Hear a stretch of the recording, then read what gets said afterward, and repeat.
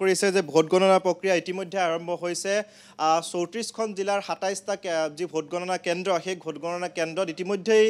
যি গণনা প্ৰক্ৰিয়া সেই গণনা প্ৰক্ৰিয়া ইতিমধ্যে আৰম্ভ হৈছে বেলট বক্স খোলা হৈছে আৰু বেলট পেপাৰত যেহেতু এবাৰ ভোট গ্ৰহণ প্ৰক্ৰিয়া হৈছিল গতিকে কিছু বিলম্ব হ'ব নিশ্চয়কৈ আৰু 12 মান বজালৈকে হয়তো কিছু ফলাফল ওলাব আমি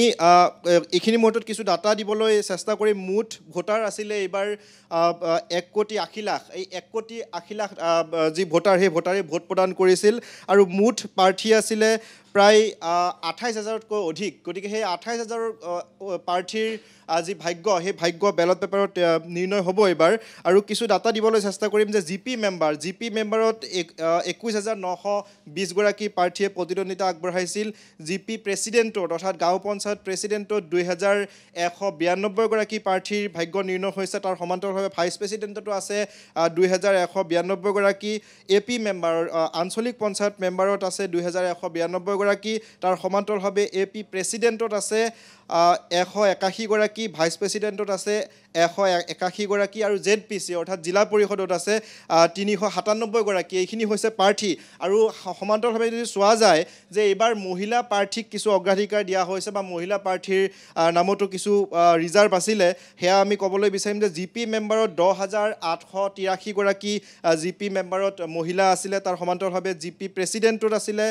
1,097 গৰাকী মহিলা প্ৰাৰ্থী তাৰ সমান্তৰালভাৱে জিপি ভাইচ প্ৰেছিডেণ্টত আছিলে 1,108 গৰাকী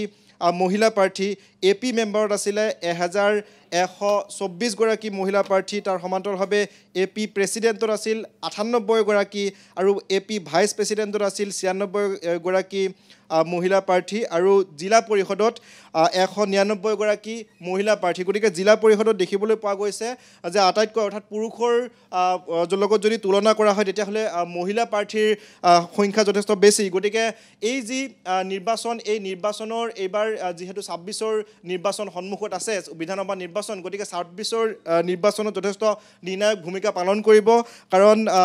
ইতিমধ্যে দেখিবলৈ পোৱা গৈছে যে এনডিএ যি মিত্ৰজোঁট আছে অৰ্থাৎ বিজেপি মিত্ৰজোঁটৰ বহু ঠাইত দেখিবলৈ পোৱা গৈছে বিনা প্ৰতিদ্বন্দ্বিতাৰে জয়লাভ কৰা পৰিলক্ষিত হৈছে আমি যদি কিছু ডাটা দিবলৈ চেষ্টা কৰিম যে বিজেপি মিত্ৰজোঁটৰ প্ৰাৰ্থী প্ৰায় 325 গৰাকী বিজেপি মিত্ৰজোঁটৰ প্ৰাৰ্থী জয়ী হৈছে তাৰ সমান্তৰালভাৱে বিৰোধীৰ প্ৰাৰ্থী 23 গৰাকী প্ৰাৰ্থী বিনা প্ৰতিদ্বন্দ্বিতাৰে জয়ী হৈছে গতিকে সেইখিনি ইয়াত কাউণ্ট নহ'ব অৰ্থাৎ আজিৰ ক্ষেত্ৰত কাউণ্ট নহ'ব গতিকে দেখিবলৈ পোৱা গৈছে যে 26ৰ নিৰ্বাচনৰ বহু নিৰ্ণায়ক ভূমিকা পালন কৰিব এইবাৰ পঞ্চায়তৰ নিৰ্বাচনে আৰু পঞ্চায়ত নিৰ্বাচনৰ সময়ত দেখিবলৈ পোৱা গৈছিল যে বহুকেইটা স্থানত অসমৰ বহুকেইখন জিলাত দেখিবলৈ পোৱা গৈছিল বিক্ষিপ্ত ঘটনা সংঘটিত হৈছিল অৰ্থাৎ বিনা প্ৰতিদ্বন্দ্বিতাৰে যিসকল প্ৰাৰ্থী জয়ী হৈছিল সেই প্ৰাৰ্থীসকলক আউলিতুৱাই কোৱা হৈছিল বা বিৰোধী পক্ষক প্ৰশ্ন কৰিছিল যে তাৰ বিৰুদ্ধে অৰ্থাৎ যিসকল লোক উঠিছিল সেই লোকসকলক ভয় ভাবুকিৰে আচলতে তেওঁলোকৰ যি মনোনয়ন পত্ৰ সেই মনোনয়ন পত্ৰ প্ৰত্যাহাৰ কৰাৰ কথা কোৱা হৈছিল এইখিনি মুহূৰ্তত আমাৰ জ্যেষ্ঠ সাংবাদিক মিতালী কোঁৱৰ আছে মই মিতালী কোঁৱৰৰ কাষলৈ যাবলৈ চেষ্টা কৰিম মিতালী কোঁৱৰ কেনেকুৱা ধৰণৰ আপডেট আছে যেহেতু ৰূপম 8 বাজিছে 8 বজাৰ লগে লগে যেহেতু ভোট গণনা যি আৰম্ভ হৈছে আৰু যেহেতু আপুনি উল্লেখ কৰিছে যে এইবাৰ যথেষ্টখিনি আসলতে 26ৰ যি নিৰ্বাচন সেই নিৰ্বাচন সন্মুখত আছে গতিকে এইবাৰ সেমি ফাইনেল আৰু এই সেমি ফাইনেলত ইতিমধ্যে দেখা পোৱা গৈছে বিভিন্ন যিসমূহ পঞ্চায়ত সেই পঞ্চায়তসমূহৰ কিন্তু বহু শাসকীয় দলৰ প্ৰাৰ্থী ইতিমধ্যে বিনা প্ৰতিদ্বন্দ্বিতাৰে জয়ী হৈছে বা যদিও যিসকল বিৰোধীৰ যিসকল প্ৰাৰ্থী সেই প্ৰাৰ্থীসকল উঠিছিল তেওঁলোকক বহুখিনি আসলতে বুজাই মেলি হ'লেও বা ভয় ভাবুকিৰে শাসকীয় দলে তেওঁলোকক নিৰ্বাচনত প্ৰতিদ্বন্দ্বিতা কৰিবলৈ নিদিয়া বুলি এক অভিযোগ উত্থাপন হৈছে আৰু সেই সকলোখিনি আছে কিন্তু আটাইতকৈ এবাৰ ডাঙৰ কথাটো হৈছে যে মহিলাৰ সংখ্যা যথেষ্টখিনি বেছি আৰু এই মহিলাসকল যেহেতু 26ৰ বাবেও যথেষ্টখিনি আসন সংৰক্ষণ কৰা হৈছে মহিলাৰ আৰু তাৰ বাবে এই যি সেমি ফাইনেল এই সেমি ফাইনেলতে আসলতে বহুখিনি এইবাৰ প্ৰাৰ্থী প্ৰক্ষেপ কৰা হৈছে মহিলা প্ৰাৰ্থী আৰু বিশেষকৈ এবাৰ দেখিবলৈ পোৱা গৈছে যে এইবাৰ সিম্বল যেহেতু ওয়াৰ্ড মেম্বাৰ আগতে পূৰ্বৰ যিহেতু পঞ্চায়ত নিৰ্বাচন হয় সেই পঞ্চায়ত নিৰ্বাচনত ওয়াৰ্ড মেম্বাৰ সিম্বলত খেলিবলৈ দিয়া হয় বা শাসকীয় দলৰ যি সিম্বল আছিলে বা বিৰোধীৰ যি আছিলে কিন্তু এইবাৰ তেনেকুৱা নাই জিকাৰ পিছত কোন দল বা কি প্ৰাৰ্থী চাই যথেষ্ট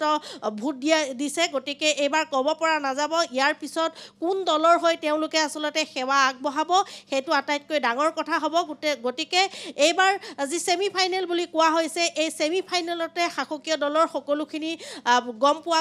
যাব গতিকে এইখিনি মুহূৰ্তত 8 বাজি যিহেতু গৈছে আমি নিউজ ডেস্ক আমাৰ এইখিনি মুহূৰ্তত সাজু হৈ উঠিছে আমি প্ৰত্যেকটো মুহূৰ্তৰ খবৰ আমি দিবলৈ যত্ন কৰিম